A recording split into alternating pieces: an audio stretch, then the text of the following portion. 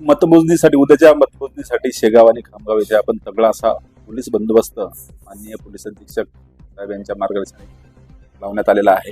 त्यात SRPFचा फोर्स असेल, RCP असेल, लोकल पोलीस स्टेशनचे असतील किंवा होमगार्ड असतील, तसेच CCTV आणि व्हिडिओ कॅमेऱ्याच्या माध्यमातून करडी नजर ही आपली तिथे राहणार आहे.